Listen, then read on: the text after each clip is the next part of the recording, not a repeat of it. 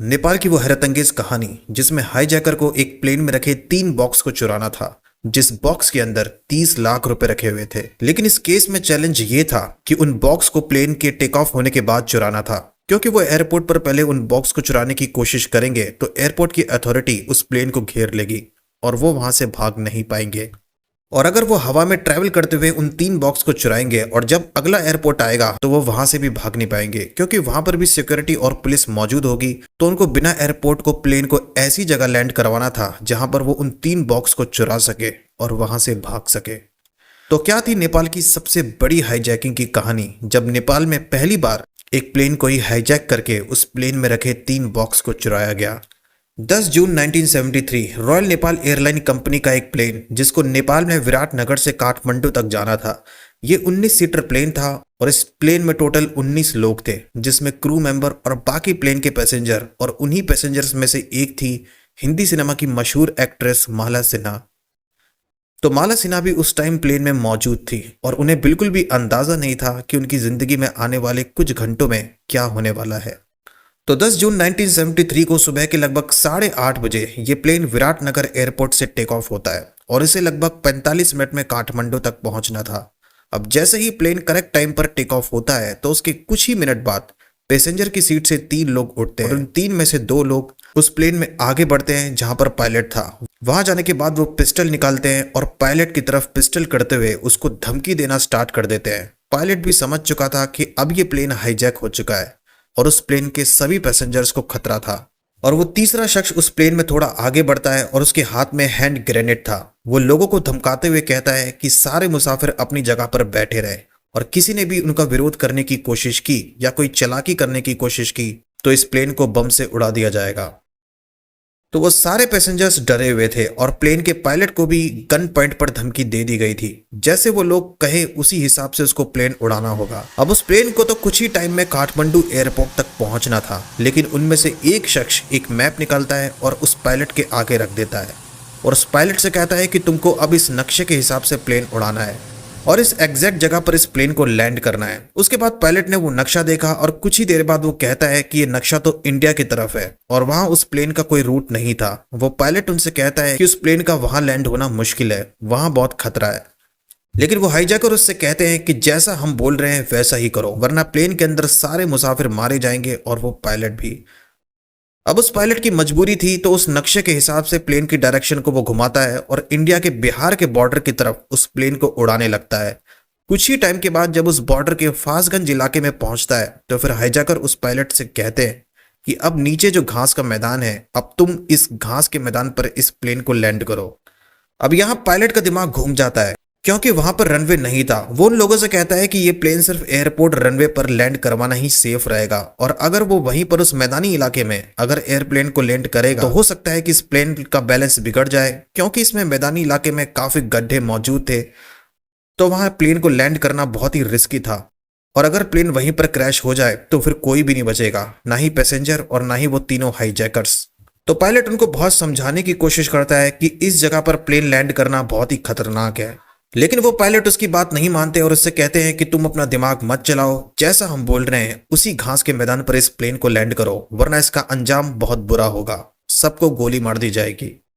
अब वो पायलट मजबूर था, उसके पास कोई रास्ता नहीं था। फिर वो हिम्मत करता है और डिसाइड करता है कि वो वहीं पर उस प्लेन को लैंड करेगा और फिर प्रार्थना करके वो उस मैदानी इलाके में उस प्लेन को लैंड करना स्टार्ट करता है। रनवे के अलावा प्लेन को किसी और जगह पर लैंड करना बहुत ही रिस्की था और कुछ ही टाइम में कुछ भी हो सकता था। थोड़ी देर में उसके बाद उस इलाके में वो प्लेन धीरे धीरे नीचे आता है। इसी दौरान उस मैदान से कुछ ही दूरी पर लोगों की बस्ती थी, तो वहां पर भी लोगों की भीड़ बढ़ने लगती है।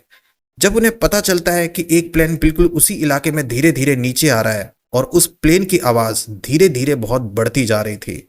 स्टार्टिंग में तो लोगों को भी अजीब लगा, क्योंकि वो कोई रनवे तो था नहीं जहां पर प्लेन लैंड किया जाता है और उस दिन से पहले कभी उस मैदानी इलाके में कोई प्लेन लैंड नहीं हुआ था। तो लोग भी डर चुके थे कि कहीं इस प्लेन को हाईजैक तो नहीं कर लिया। कुछ देर में जब प्लेन वहां उस मैदानी इलाके में सही सलामत लैंड हो जाता है, उसके बाद वो 3 लोग उस प्लेन के पीछे जाते हैं और वहां पर 3 बॉक्स रखे हुए थे। उन्हें ऑलरेडी मालूम था कि वो 3 बॉक्स कहाँ रखे हुए हैं। अब यहाँ पायलट और पैसेंजर को कुछ पता ही नहीं है कि प्लेन को क्यों हाईजैक किया गया है और क्यों इसी इलाके में प्लेन को लैंड करवाया गया, ना कि रनवे पर। तो उस नक्शे के हिसाब से जब प्लेन उसी जगह पर लैंड हो जाता है तो वो तीनों उस प्लेन में रखे 3 बॉक्स को उठाते हैं और प्लेन से बाहर निकल जाते हैं। उसके बाद वो पायलट से बोलते हैं कि अब वो आजाद है और अब वो प्लेन को जहां ले जाना चाहता है वहां ले जाए। उस मैदान के इलाके में जहां वो प्लेन लैंड किया गया था, उस प्लेन से कुछ ही दूरी पर कुछ गाड़ियां खड़ी हुई थी जिसमें कई और लोग मौजूद थे। वो 3 बॉक्स को उस गाड़ी में रखते हैं, उसके बाद वो गाड़ी में बैठते हैं और कुछ ही सेकंड में वहां से चले जाते हैं। उसके बाद पायलट ने लोकल एडमिनिस्ट्रेशन से कांटेक्ट किया और नेपाल की एयरलाइन को इस हाईजैक का पता चला। उस टाइम साल 1973 में नेपाल में राजशाही था और लोकतंत्र नहीं था, इसलिए बहुत सारी नेपाल में राजनीतिक पार्टियां थीं जो लोकतंत्र के लिए लड़ाई कर रही थी, जिस वजह से कई लोग जेल में थे। तो जब पायलट ने नेपाल एयरलाइन में कांटेक्ट किया और कंप्लेंट की और जब ये बात इंडिया गवर्नमेंट को पता चली तो उनको भी अजीब लगा, क्योंकि हाईजैकर ने नेपाल का एक प्लेन रनवे पर नहीं बल्कि भारत के एक मैदानी इलाके में लैंड करवाया था और प्लेन में रखे 3 बॉक्स को उठाया और वहां से निकल गए।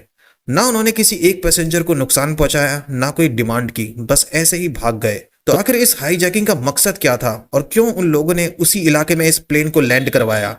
उसके बाद नेपाल की कई इन्वेस्टिगेशन टीम ने इस केस की इन्वेस्टिगेशन की। फिर पता चला कि उस 3 बॉक्स में लगभग 30 लाख रुपए इंडियन करेंसी में रखे हुए थे। उस टाइम 30 लाख रुपए की वैल्यू आज के टाइम से कहीं ज्यादा थी और इन्हीं 30 लाख रुपए को चुराने के लिए उन लोगों ने ये पूरी प्लानिंग की थी। लेकिन फिर यहां पर उनको भी ये बात अजीब लगी कि इतना रिस्क लेकर इन पैसों को चुराया गया था, क्योंकि इस प्लेन को लैंड करने के दौरान प्लेन क्रैश हो सकता था और पैसेंजर के साथ साथ उनकी भी जान जा सकती थी। और उनको भी ऑलरेडी मालूम था कि उस मैदानी जमीन पर प्लेन लैंड करवाना बहुत ही रिस्की है। इसके बावजूद उन्होंने प्लेन को हाईजैक करके वहां लैंड करवाया और वहां पर ऑलरेडी कुछ लोग गाड़ियों में आ चुके थे कि किस टाइम उनको करेक्ट टाइम पर वहां पहुंचना है, और वो लोग भी इस हाईजैकिंग प्लान में शामिल थे।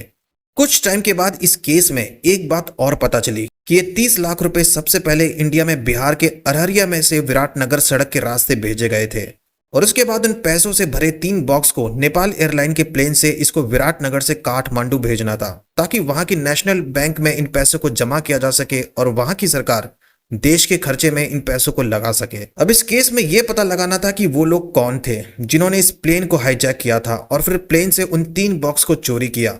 तो कुछ दिनों तक इन्वेस्टिगेशन चलती रही, उस इलाके के कई लोगों से पूछताछ की गई, बड़े पैमाने पर इस केस की इन्वेस्टिगेशन स्टार्ट की गई और फिर एक टाइम के बाद एक शख्स को गिरफ्तार किया गया। गिरफ्तार करने के बाद उससे पूछताछ की गई और इस केस में बाद में 2 लोग और गिरफ्तार किए गए, उनसे भी पूछताछ की गई और उसके बाद इस केस में एक कहानी पता चली जिससे सभी लोग हैरान रह गए। जिन पैसों को इस प्लेन से चुराया गया था उन पैसों का कहीं दुरुपयोग नहीं किया गया था।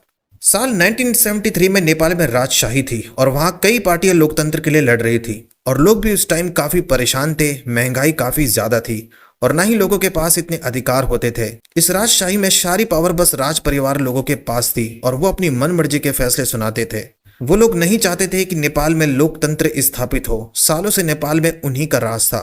तो उस टाइम नेपाल में कई पार्टियां थी जो राजशाही के विरोध में थी और उन्हीं में से एक पार्टी थी नेपाली कांग्रेस पार्टी, जो स्टार्टिंग से ही राजशाही के खिलाफ थी और कई आंदोलन उस पार्टी ने चलाए थे। नेपाल के कई शहर में उन्होंने राजशाही के खिलाफ आवाज उठाई। इस पार्टी ने नेपाल के कई जगह पर आंदोलन तो चलाया, लेकिन आंदोलन चलाने के लिए काफी पैसों की जरूरत होती है। तो एक टाइम पर तो लोगों के चंदों से आंदोलन का काम चलता रहा, फिर पैसों की कमी हो गई क्योंकि लोगों के पास भी पैसे खत्म होने लगे थे। तो फिर दिक्कत आनी शुरू हो गई क्योंकि आंदोलन में हथियार खरीदने की भी जरूरत पड़ती है और कई लोग जो आंदोलन में होते हैं उनके खाने की व्यवस्था के लिए अनाज भी खरीदना पड़ता है। तो फिर उसके लिए पैसे कहां से आएंगे? तो उस नेपाली कांग्रेस के बहुत सारे नेता जेल में बंद थे जो कई वक्त तक आंदोलन में थे और उस पार्टी के सबसे बड़े नेता गिरिजा प्रसाद भी जेल में कुछ दिनों तक रहे थे। इस जेल में एक और शख्स था संवेदी, जिसने भी राजशाही के खिलाफ आंदोलन लड़ा था और उसे जेल में डाल दिया गया था। तो गिरिजा प्रसाद की मुलाकात उस जेल में सुबेदी से होती है और फिर वो उसको बताता है कि आंदोलन चलाने के लिए पैसे खत्म हो रहे हैं और उन्हें जल्द से जल्द पैसों का इंतजाम करना पड़ेगा। उस टाइम सुबेदी ने कुछ दिन पहले एक बुक पढ़ी थी और वो बुक हाईजैकिंग पर थी कि कैसे जापान में एक हाईजैकिंग की गई थी पैसे चुराने के लिए। इस पॉपुलर हाईजैकिंग पर एक बुक भी लिखी गई थी और उसी टाइम उसने वो बुक पढ़ी थी और उसके बाद उसके दिमाग में हाईजैकिंग का आइडिया आया कि वो भी हाईजैकिंग करके पैसों का इंतजाम कर सकते हैं, जो पैसे आगे आंदोलन में खर्च किए जा सके। और फिर उसने ये आइडिया गिरिजा प्रसाद को बताया कि कैसे वो नेपाल एयरलाइन के प्लेन को हाईजैक करके उसमें रखे पैसे को चुरा सकते हैं। अब स्टार्टिंग में तो गिरजा प्रसाद को काफी अजीब लगा, क्योंकि वो लोकतंत्र स्थापित करने के लिए लड़ रहे थे और वो नहीं चाहते थे कि प्लेन में बैठे पैसेंजर्स की जान को कोई खतरा हो। लेकिन फिर सुबेदी उनको बताता है कि उसने एक प्लान बनाया है जिससे पैसेंजर्स की जान को खतरा नहीं होगा और उन लोगों को पैसे मिल जाएंगे। प्लान के अकॉर्डिंग उनको नेपाल के नेशनल बैंक में जो पैसे आते थे प्लेन के थ्रू, जिस टाइम उस प्लेन में ज्यादा पैसे नेपाल भेजे जाएंगे उसी टाइम वो उस प्लेन को हाईजैक करेंगे। लेकिन यहाँ पर उनके लिए जरूरी था कि नेशनल बैंक में काम करने वाला कोई शख्स उनको बताए कि किस दिन प्लेन में कितने पैसे भेजे जा रहे हैं।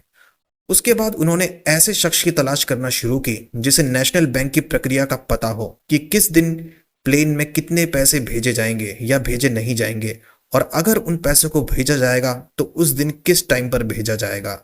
और कुछ दिनों के बाद उनको इस नेशनल बैंक में काम करने वाले एक शख्स का पता चलता है जिसका नाम था मदन। नेपाली कांग्रेस पार्टी को वो भी फॉलो करता था और वो भी राजशाही के खिलाफ था, तो वो उनकी मदद करने के लिए तैयार हो जाता है। तो मदन 9 जून को उनको जानकारी देता है कि इंडिया में बिहार के अररिया इलाके से 3 बॉक्स को विराटनगर सड़क के रास्ते भेजा गया है और हर बॉक्स में 10 लाख रुपए रखे गए हैं, टोटल 30 लाख रुपए। और 10 जुलाई को सुबह 8:30 बजे ये तीनों बॉक्स विराटनगर से काठमांडू एयरलाइन के जरिए भेजे जाएंगे और वहां के नेशनल बैंक में इन पैसों को जमा कर दिया जाएगा। उसके बाद वो प्लानिंग बनाते हैं कि उसी दिन प्लेन को हाईजैक किया जाएगा और तीनों बॉक्सों को चुराया जाएगा जिसमें 30 लाख रुपए थे। और उन्होंने इस एरिया का मैप भी तैयार किया जहां पर उनको प्लेन लैंड करवाना था इस हाईजैकिंग के लिए। इस हाईजैकिंग के लिए 3 लोगों को चुना गया। एक थे बसंत, दूसरे थे सुबेदी जिनको इस हाईजैकिंग का आइडिया आया था, और तीसरे थे नागेंद्र प्रसाद। तो उनको अगले दिन 10 जून को 8:30 बजे जो नेपाल एयरलाइन कंपनी से प्लेन विराटनगर से काठमांडू तक जाना था उस प्लेन में अपनी सीट रिजर्व करते हैं। लेकिन अब इनके प्लान के अकॉर्डिंग वो पैसों को तो उस प्लेन से चुरा लेंगे, लेकिन वो प्लेन लैंड कहां पर होगा, क्योंकि उनको भी पता था कि अगर वो प्लेन हाईवे पर लैंड किया जाएगा तो एयरपोर्ट अथॉरिटी को पहले से ही हाईजैकिंग की खबर होगी, तो वहां पर सिक्योरिटी उस प्लेन को घेर लेगी और वहां से बचकर निकलना उनके लिए मुश्किल होगा। इसलिए उनको प्लेन को ऐसी जगह लैंड कराना था जहां कोई अथॉरिटी ना हो, कोई पुलिस ना हो, ताकि वहां से भागना उनके लिए आसान हो। और जब तक एयरपोर्ट अथॉरिटी को हाईजैकिंग का पता चले तब तक वो वहां से निकल चुके हों। इसलिए वो डिसाइड करते हैं कि उस प्लेन को बिहार के फासगंज इलाके में लैंड कराया जाएगा। तो जब प्लेन उस इलाके में लैंड हुआ तो उन तीनों ने उस प्लेन में रखे 3 बॉक्स को निकाला उस जिसमें पैसे थे। उस प्लेन से निकालकर उन्होंने जो गाड़ी में जाने का इंतजाम पहले से ही कर रखा था उस गाड़ी में वो बैठे और वहां से दार्जिलिंग के लिए निकल गए। दार्जिलिंग जाने के बाद वो तीनों अलग अलग शहर चले गए और बाद में उन पैसों को मुंबई ठिकाने लगा दिया नेपाल तक पहुंचाने के लिए। उसके बाद वो लोग दिल्ली पहुंच गए, क्योंकि उस टाइम दिल्ली में नेपाली कांग्रेस के बड़े बड़े नेता मौजूद थे, क्योंकि भारत सरकार भी नेपाल में लोकतंत्र स्थापित करने के लिए नेपाली कांग्रेस की मदद करती थी। और उस टाइम नेपाली कांग्रेस के जो प्रेसिडेंट थे वो थे BP Koirala. BP Koirala Bollywood actress Manisha Koirala के दादाजी थे और बीपी कोइराला के बड़े भाई गिरजा प्रसाद थे जो इस हाईजैकिंग के मास्टरमाइंड थे। तो जब एयरलाइन अथॉरिटी और पुलिस को हाईजैकिंग का पता चला तो उन्होंने इस केस में कई इन्वेस्टिगेशन टीम को लगाया जिनको ऑर्डर दिए गए थे इस केस को हैंडल करने के लिए। तो बाद में जब इस केस की इन्वेस्टिगेशन की गई और पता चला कि गिरजा प्रसाद कोइराला इस हाईजैकिंग में शामिल है तो उनको 3 साल की सजा सुनाई गई। उसके बाद साल 1975 में इंडिया में इमरजेंसी लग गई और उसके बाद गिरजा प्रसाद कोइराला और जो लोग इस हाईजैकिंग में शामिल थे उन सबको जमानत पर जेल से रिहा कर दिया गया। उसके कुछ ही दिनों के बाद एक एक करके वो वापस नेपाल जाते हैं और नेपाल जाने के बाद वो लोग दोबारा लोकतंत्र के लिए आंदोलन लड़ना स्टार्ट कर देते हैं और कुछ ही सालों में वहां राजशाही खत्म होती है और लोकतंत्र स्थापित हो जाता है। और उस लोकतंत्र के बाद नेपाल के पहले पीएम जो बनते हैं वो गिरजा प्रसाद बनते हैं जो 1973 हाईजैकिंग के मास्टरमाइंड थे। तो उस हाईजैकिंग में जितने भी लोग थे वो बाद में नेपाल में लोकतंत्र स्थापित होने के बाद एक बड़े पद पर पहुंचे और नेपाल के जिस प्लेन को हाईजैक किया गया था वो इस हाईजैकिंग के बाद भी लगभग 40 साल तक उड़ान भरता रहा। लेकिन फरवरी साल 2014 वो साल था जब यही प्लेन विराटनगर से काठमांडू जा रहा था और उस वक्त उस प्लेन में 18 लोग मौजूद थे। टेक ऑफ करने से कुछ ही मिनट बाद ये प्लेन क्रैश कर गया और इस प्लेन के अंदर जो 18 लोग मौजूद थे वो सभी मर चुके थे। यानी जो प्लेन साल 1973 में हाईजैक हुआ था और हाईजैक होने के बाद क्रैश होने का डर था वो उस टाइम तो नहीं, लेकिन साल 2014 में वो प्लेन क्रैश हो गया। तो ये थी स्टोरी साल 1973 नेपाल की सबसे बड़ी हाईजैकिंग की, जिस हाईजैकिंग में जितने भी लोग शामिल थे वो लोग बाद में कोई आतंकवादी नहीं बने, बल्कि नेपाल में लोकतंत्र स्थापित होने के बाद उस देश के बड़े पद पर पहुंचे। तो इस स्टोरी में इतना ही। आपको ये स्टोरी कैसी लगी कमेंट में जरूर बताना, और अगर आप इस चैनल पे न्यू है तो चैनल को सब्सक्राइब करके जरूर सपोर्ट करना। मिलता हूं मैं आपसे नेक्स्ट वीडियो में। Thank you very much.